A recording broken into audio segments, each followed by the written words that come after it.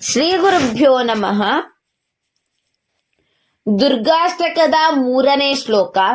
ಸಂಸಾರಸ್ಯ ತು ಬಂಧನಾತ್ ಹಿ ಮನುಜಾನ್ ಬುದ್ಧೇಶ್ಚ ಉದ್ದೀಪನಾತ್ ಗೌರೀ ನಾಶಯತಿ ದದಾತಿ ಸುಮನಃ ಪ್ರೀತ್ಯಾ ಇಯಂ ಸರ್ವದಾ ಭಕ್ತಾನಾಂ ತು ಅಭೀಷ್ಟಿತಂ ಝಟಿತಿ ಭವ್ಯಂ ಪ್ರಯಚ್ಛತಿ ತಾಂ ನಿತ್ಯಂ ಸುಷ್ಟು ಸದಾ ಗದಾಮಿ ಸಮಯೇ ಮಾಂ ಪಾಹಿ ದುರ್ಗಾಂಬಿಕಾ ಮಾಂ ಪಾಹಿ ದುರ್ಗಾಂಬಿಕಾ. ಪದಚ್ಛೇದ ಹೀಗಿದೆ: ಸಂಸಾರಸ್ಯ ತು ಬಂಧನಾತ್ ಹಿ ಮನುಜಾನ್ ಬುದ್ಧೇಃ ಚ ಉದ್ದೀಪನಾತ್ ಗೌರಿ ನಾಶಯತಿ ದದಾತಿ ಸುಮನಃ ಪ್ರೀತ್ಯಾ ಇಯಂ ಸರ್ವದಾ ಭಕ್ತಾನಾಂ ತು ಅಭೀಷ್ಟಿತಂ ಝಟಿತಿ ಹಿ ಭವ್ಯಂ ಪ್ರಯಚ್ಛತಿ ತಾಂ ನಿತ್ಯಂ ಸುಷ್ಟು ಗದಾಮಿ ಸಮಯೇ ಮಾಂ ಪಾಹಿ ದುರ್ಗಾಂಬಿಕಾ. ಅನ್ವಯಾರ್ಥ ಹೀಗಿದೆ: ಗೌರಿ ಮನುಜಾನ್ ಸಂಸಾರಸ್ಯ ಬಂಧನಾತ್ ನಾಶಯತಿ ಸರ್ವದಾ ಬುದ್ಧೇಃ ಉದ್ದೀಪನಾತ್ ಇಯಂ ಪ್ರೀತ್ಯಾ ಸುಮನಃ ಭವ್ಯಂ ದದಾತಿ ಸದಾ ಭಕ್ತಾನಾಂ ಅಭೀಷ್ಟಿತಂ ಝಟಿತಿ ಪ್ರಯಚ್ಛತಿ ತಾಂ ನಿತ್ಯಂ ಗದಾಮಿ ಸಮಯೇ ಮಾಂ ಪಾಹಿ ದುರ್ಗಾಂಬಿಕಾ ಇತಿ. ಮಾಂ ಪಾಹಿ ದುರ್ಗಾಂಬಿಕಾ ಅಂತ ಹೇಳಿದ್ರೆ ನಮಗೆ ಗೊತ್ತಿದೆ, ನನ್ನನ್ನ ಪಾಲಿಸು ದುರ್ಗೆ ಅಂತ.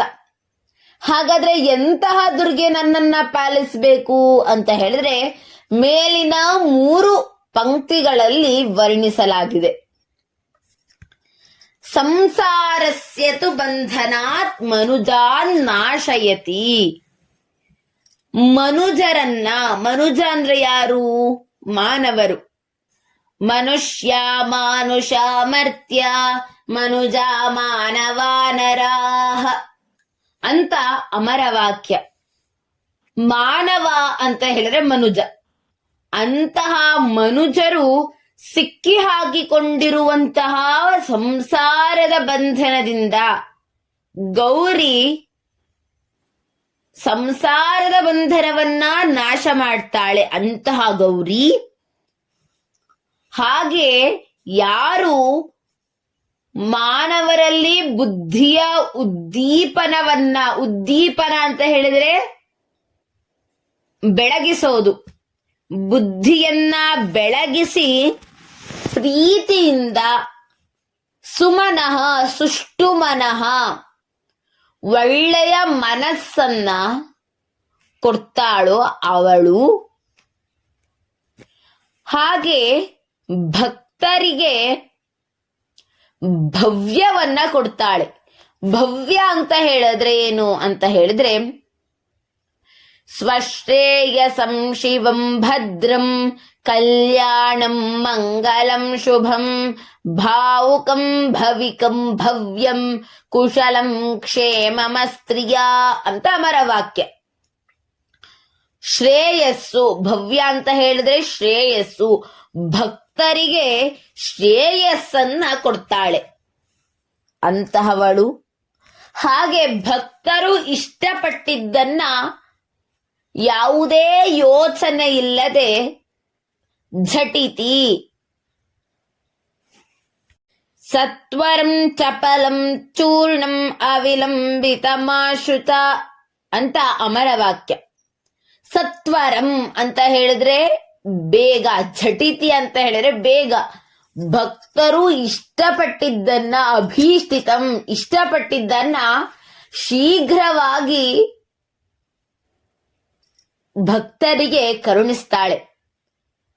ಅಂತಹ ಗೌರಿಯನ್ನ, ಅಂತಹ ದುರ್ಗೆಯನ್ನ ನಿತ್ಯಂ ಪ್ರತಿ ಕ್ಷಣವೂ ಪ್ರತಿನಿತ್ಯವೂ ಗದಾಮಿ ಅಂತ ಹೇಳಿದ್ರೆ ಹೇಳ್ತೇನೆ. ಮಾಂ ಪಾಹಿ ದುರ್ಗಾಂಬಿಕಾ, ನನ್ನನ್ನ ರಕ್ಷಿಸು ದುರ್ಗೆ ಅಂತ ನಾವು ಕೇಳ್ತೇವೆ ಅಂತ ಈ ಶ್ಲೋಕದ ತಾತ್ಪರ್ಯ. ಹಾಗೆ ಡಿವಿಜಿಯವರು ಮಂಕುತಿಮ್ಮನ ಕಗ್ಗದಲ್ಲಿ, ನಮ್ಗೆಲ್ಲರಿಗೂ ಗೊತ್ತಿದೆ ಮಂಕುತಿಮ್ಮನ ಕಗ್ಗ ಕನ್ನಡದ ಭಗವದ್ಗೀತೆ ಅಂತ ಪ್ರಸಿದ್ಧ ಆಗಿದೆ. ಅದರಲ್ಲಿ ಡಿವಿಜಿಯವರು 5ನೇ ಶ್ಲೋಕದಲ್ಲಿ ಹೀಗೆ ಹೇಳ್ತಾರೆ, 5ನೇ ಕಗ್ಗದಲ್ಲಿ ಹೀಗೆ ಹೇಳ್ತಾರೆ: ದೇವರೆಂಬುದೇನು ಕಗ್ಗತ್ತಲೆಯ ಗವಿಯೇ, ನಾವರಿಯಲಾರದೆಲ್ಲದರ ಒಟ್ಟು ಹೆಸರೇ, ಕಾವನೊರುವನಿರಲ್ಕೆ ಜಗತ ಕಥೆಯೇ ಕಿಂತು, ಸಾವು ಹುಟ್ಟುಗಳೇನು ಮಂಕುತಿಮ್ಮ, ಸಾವು ಹುಟ್ಟುಗಳೇನು ಮಂಕುತಿಮ್ಮ. ಈ ಒಂದು ಕಗ್ಗದಲ್ಲಿ ದೇವರು ಮನುಷ್ಯರ ಮನದಲ್ಲಿ ಹುಟ್ಟಿದ್ದು ಹೇಗೆ ಅಂತ ವರ್ಣಿಸ್ತಾ ಇದ್ದಾರೆ.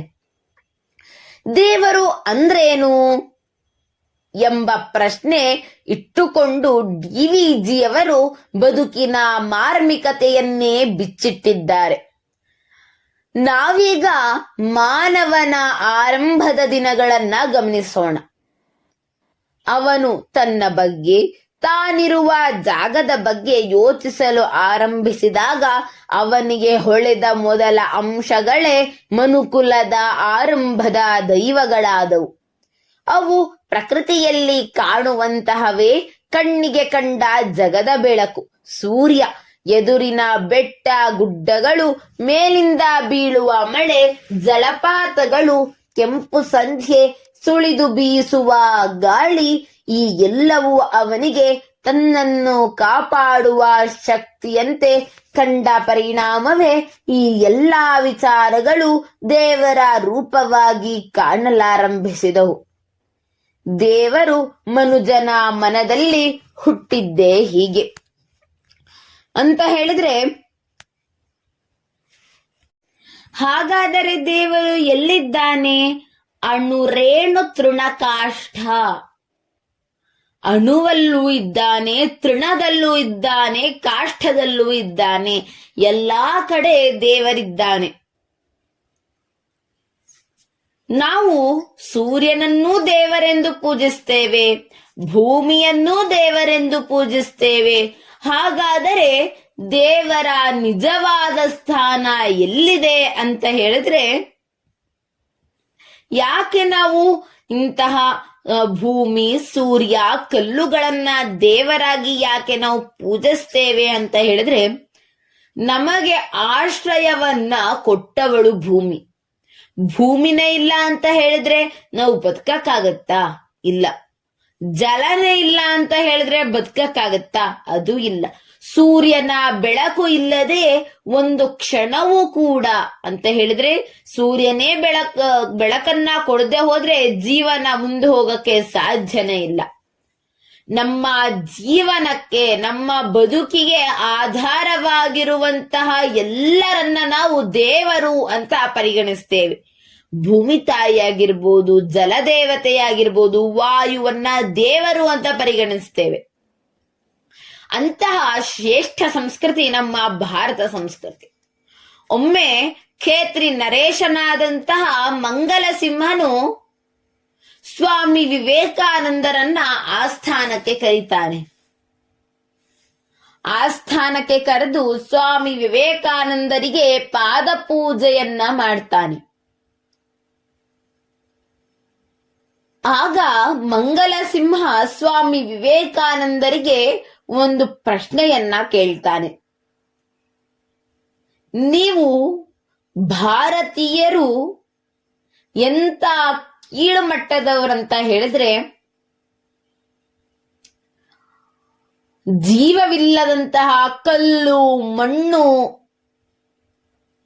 ಎಲ್ಲೆಲ್ಲವೂ ದೇವರನ್ನ ಮೂರ್ತಿಯಾಗಿ ಮಾಡಿ ಅದನ್ನ ಪೂಜಿಸ್ತಾರೆ. ಯಾಕೆ ಅದರಲ್ಲಿ ಜೀವ ಇಲ್ಲ ಅಂತ ಗೊತ್ತಿದ್ರು ಯಾಕೆ ಪೂಜಿಸ್ತಾರೆ ಅಂತ ಪ್ರಶ್ನೆಯನ್ನ ಕೇಳ್ತಾನೆ. ವ್ಯಂಗ್ಯವಾಗಿ ಕೇಳ್ತಾನೆ. ಆಗ ಸ್ವಾಮಿ ವಿವೇಕಾನಂದರು ಅಲ್ಲಿದ್ದಂತಹ ಮಂಗಲಸಿಂಹನ ಸೇವಕರನ್ನ ಕರೆದು ಮಂಗಲಸಿಂಹನ ಭಾವಚಿತ್ರವನ್ನ ಕೆಳಗಿಳಿಸಲು ಹೇಳ್ತಾರೆ. ಸೇವಕರು ಅದೇ ರೀತಿ ಮಂಗಳಸಿಂಹನ ಭಾವಚಿತ್ರವನ್ನ ಕೆಳಗೆ ಇಳಿಸ್ತಾರೆ. ಹಾಗೆ ಆ ಭಾವಚಿತ್ರಕ್ಕೆ ಉಗುಳು ಅಂತ ಆದೇಶಿಸ್ತಾರೆ. ಆಗ ಆ ಸೇವಕ ಉಗುಳೋದಿಲ್ಲ. ಇನ್ನೊಬ್ಬ ಸೇವಕನಿಗೆ ಹೇಳ್ತಾನೆ, ಆ ಸೇವಕ ಕೂಡ ಉಗುಳೋದಿಲ್ಲ. ಯಾಕೆ ಅಂತ ಕೇಳಿದಾಗ, ಇದು ನಮ್ಮ ರಾಜರ ಒಡೆಯರ ಭಾವಚಿತ್ರ, ಅದಕ್ಕೆ ಉಗುಳೋಕೆ ಆಗೋದಿಲ್ಲ ಅಂತ ಉತ್ತರ ಕೊಡ್ತಾರೆ. ಹಾಗೆ ಸ್ವಾಮಿ ವಿವೇಕಾನಂದರು ಹೇಳ್ತಾರೆ, ಹೇಗೆ ಈ ಒಂದು ಭಾವಚಿತ್ರಕ್ಕೆ ಯಾವುದೇ ರೀತಿಯಾದಂತಹ ಜೀವ, ಉಸಿರಾಡಲು ಬೇಕಾದಂತಹ ಯಾವುದೇ ಗಾಳಿ ಏನೂ ಇಲ್ಲ, ಆದರೆ ಮನುಷ್ಯರ ಭಾವನೆ ಮೇಲೆ ಆ ಗೌರವ ಆ ಭಾವಚಿತ್ರಕ್ಕೆ ಸಿಕ್ಕಿದೆ. ಹಾಗೆ ನಮ್ಮ ಭಾರತೀಯರು ಕೂಡ ಕಲ್ಲು ಮಣ್ಣುಗಳಲ್ಲೇ ದೇವರನ್ನ ಕಾಣ್ತಾರೆ. ಅದಕ್ಕೋಸ್ಕರ ಅದರಲ್ಲಿ ದೇವರಿದ್ದಾನೆ ಎಂಬ ನಂಬಿಕೆಗೆ ಅವರು ಪೂಜೆಯನ್ನ ಮಾಡ್ತಾರೆ ಅಂತ ಅದ್ಭುತವಾಗಿ ಉತ್ತರಿಸ್ತಾರೆ. ಹಾಗೆ ಆಡಂಬರದ ಭಕ್ತಿ ಇಲ್ಲದೆ ಎಲ್ಲೋ ಹುಡುಕಿದೆ ಇಲ್ಲದ ದೇವರ ಕಲ್ಲು ಮಣ್ಣುಗಳ ಗುಡಿಯೊಳಗೆ ಅಂತ ಕವಿಗಳು ಹೇಳ್ತಾರೆ. ಎಲ್ಲೂ ಹುಡುಕೋದ್ ಬೇಕಾಗಿಲ್ಲ, ನಮ್ಮ ಸುತ್ತಲೂ ಕೂಡ ದೇವರಿದ್ದಾನೆ. ನಾವು ಉಸಿರಾಡುವಂತಹ ಗಾಳಿಯಲ್ಲೂ, ನಾವು ನಡೆದಾಡುವಂತಹ ಭೂಮಿಯಲ್ಲೂ, ನಾವು ತಿನ್ನುವಂತಹ ಆಹಾರದಲ್ಲೂ ಕೂಡ ದೇವರಿದ್ದಾನೆ. ಅದಕ್ಕೋಸ್ಕರ ಎಲ್ಲಾ ವಸ್ತುಗಳಿಗೂ ಕೂಡ ನಮ್ಮ ಕೈಲಾದಷ್ಟು ನಾವು ಗೌರವವನ್ನ ಕೊಡ್ಬೇಕು. ಯಾವ ವಸ್ತುವನ್ನ ನಾವು ಕೀಳಾಗಿ ನೋಡ್ಬಾರ್ದು. ಯಾಕೆ ಅಂತ ಹೇಳಿದ್ರೆ, ಆ ಒಂದು ಸ್ಥಳದಲ್ಲಿ ನಾವೇ ಇದ್ದೀವಿ ಅಂತ ಅನ್ಕೊಳ್ಳೋಣ. ಒಮ್ಮೆ 4 ಜನ ಒಂದು ಸಂದರ್ಶನಕ್ಕೆ ಹೋಗಿರ್ತಾರೆ. ಅಲ್ಲಿ 3ನೇಯವಳು ಕೆಳಜಾತಿಯವಳಾಗಿರ್ತಾಳೆ. ಅದರ ಪ್ರಕಾರ 3 ಜನನೂ ಸಂದರ್ಶನದಲ್ಲಿ ಗೆಲ್ತಾರೆ. 3ನೇಯವಳು ಕೂಡ ಗೆಲ್ತಾಳೆ. ಆದ್ರೆ 3ನೇಯವಳು ಕೆಳಜಾತಿಯವಳು ಅನ್ನೋ ಒಂದು ಕಾರಣಕ್ಕಾಗಿ ಅವಳನ್ನ ತಿರಸ್ಕರಿಸ್ತಾರೆ. ಆಗ ಅವಳಿಗೆ ಆದಂತಹ ನೋವು ಯಾರಿಗೂ ಆಗಿರ್ಲಿಕ್ಕಿಲ್ಲ. ಹಾಗೆ ನಾವು ಒಂದೊಂದು ನಮಗೆ ಅಷ್ಟು ಬೇಜಾರಾಗತ್ತೆ. ಹಾಗಾದ್ರೆ ಎಲ್ಲಾ ವಸ್ತುವಲ್ಲೂ ದೇವರಿದ್ದಾಗ ಅದು ಕೀಳು ಇದು ಮೇಲು ಅಂತ ನೋಡೋದು ಸರಿನಾ ಅಂತ ನಾವು ಪ್ರಶ್ನೆ ಮಾಡ್ಕೊಳ್ಬೇಕು. ಹಾಗೆ ಇವತ್ತಿನಿಂದ ಎಲ್ಲಾ ವಸ್ತುಗಳಿಗೂ, ಅಣುವಿನಿಂದ ಹಿಡಿದು ಸೂರ್ಯನವರೆಗೂ ಕೂಡ ನಮ್ಮ ಕೈಲಾದಷ್ಟು ಗೌರವವನ್ನ ನಾವು ಕೊಡಬೇಕು. ಹಾಗೆ ನಮ್ಮ ಜೀವನದಲ್ಲಿ ಎಷ್ಟು ಸಾಧ್ಯವೋ ಭಕ್ತಿಯನ್ನ ದೇವರ ಮೇಲೆ ಇಡಬೇಕು. ಮಣ್ಣಿನಲ್ಲಾಗಲಿ ಕಲ್ಲಿನಲ್ಲಾಗಲಿ ನಾವು ಭಕ್ತಿಯಿಂದ ಪೂಜಿಸಿದ್ರೆ ದೇವರು ನಮಗೆ ಸಹಾಯ ಮಾಡಲು ಬಂದೇ ಬರ್ತಾನೆ. ಹೇಗೆ ಒಂದು ಮೂಕ ಪ್ರಾಣಿಗೆ ನಾವು ಎಷ್ಟು ಪ್ರೀತಿಯನ್ನ ಕೊಡ್ತೇವೋ ಅಷ್ಟು ಅದರ ಪಟ್ಟು ಹೆಚ್ಚಾಗಿ ಮೂಕ ಪ್ರಾಣಿಗಳು ನಮ್ಮೊಂದಿಗೆ ಇರುತ್ತೆ. ಅದು ಅದಕ್ಕೆ ನಾವು ಕೊಟ್ಟಂತ ಪ್ರೀತಿಗಿಂತ ಹೆಚ್ಚಾಗಿ ಪ್ರೀತಿಯನ್ನು ನಮಗೆ ಕೊಡುತ್ತೆ.